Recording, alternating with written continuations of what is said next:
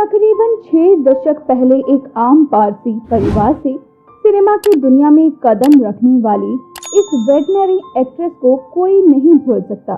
B town में Shammi aunty के नाम से मशहूर वेटरन अभिनेत्री शम्मी फिल्मों में एक संयोग के चलते आ गई और उसके बाद उन्होंने फिल्म जगत को ही अपना लिया। अपने 6 दशक के करियर में शम्मी के पास काम की कोई भी कमी नहीं रही।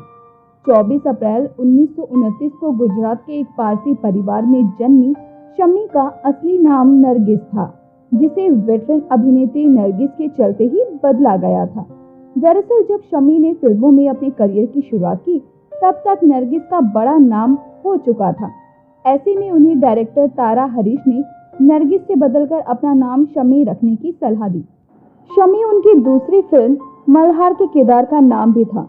शुरुआती दौर में कई फिल्मों में नायिका और सहनायिका के तौर पर नजर आने के बाद उन्होंने चरित्र भूमिकाओं की ओर रुख किया। ये उनके मधुर व्यवहार का ही असर था कि बॉलीवुड उन्हें शम्मी आंटी कहकर बुलाता है। शम्मी आंटी गुजरात से मुंबई का सफर उस दौरान शुरू करती थी जब वो कुछ ही महीनों की थी। इसी दौरान उनके पिता का निधन हो गया। उनकी मां ने परिवार को पालने के लिए मुंबई के पारसी कम्युनिटी के कार्यक्रमों में खाना बनाना शुरू कर दिया। बाद में वर्षों में परिवार की जिम्मेदारी शम्मी की बड़ी बहन मनी रबाड़ी के कंधों पर आ गई। मनी फैशन डिजाइनर थी और उस दौर की उन अभिनेत्रियों से खूब करीबी भी थी। इतना ही नहीं, शम्मी की बड़ी बहन मनी पीपुल्स थिएटर की सक्रिय सदस्य भी थी। ये वो दौर था जब सिनेमा के कई दिग्गज पीपुल्स थिएटर के सदस्य हुआ करते थे। बहन के साथ साथ नाटकों की रिहर्सल में शम्मी आंटी का भी अक्सर आना जाना होता रहता था। यही उनकी मुलाकात महमूद खान के सहयोगी चिमनकांत गांधी जी से हुई। फिल्मों में शम्मी आंटी का आना महज संयोग ही था। चिमनकांत गांधी के चलते ही शम्मी फिल्मों में आई। चिमनकांत ने ही शम्मी को पहली दफा निर्माता, निर्देशक और अभिनेता शेखर मुख्तार से मिलवाया था।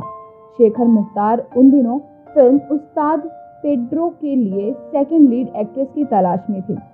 हालांकि पारसी कम्युनिटी की होने के चलते शेखर मुख्तार को शम्मी के हिंदी बोलने पर संदेह था। पहली दफा जब शम्मी उनसे मिली तो शेख ने यही सवाल भी पूछा था कि क्या तुम हिंदी बोल लेती हो। इस पर शम्मी ने बेहद दिलचस्प जवाब देते हुए कहा, आपसे बात कर रही हूँ तो हिंदी बोल ही लेती होंगी। शम्मी की बेबाकी शेख मुख्तार को भा गई और इस तरह से उन्हें पहला रोल मिला। उस्ताद पेड्रो साल 1951 में प्रदर्शित हुई थी और फिल्म का निर्देशन तारा हरीश ने किया था। शम्मी आंटी ने अपने दौर में कई दिग्गज कलाकारों के साथ में काम किया।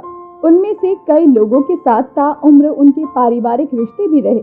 दिलीप कुमार, मधुबाला, शम्मी कपूर, आशा पारेख और नरगिस के साथ उनकी बेहद घनिष्ठता रही।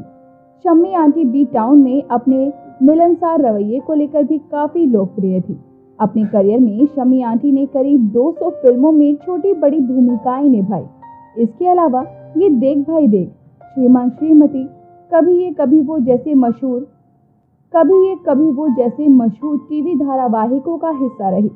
शम्मी आंटी ने संगीतकार कल्याण जी के बेटे रमेश शाह के साथ मिलकर फिल्म पिघलता आसमान का निर्माण भी किया।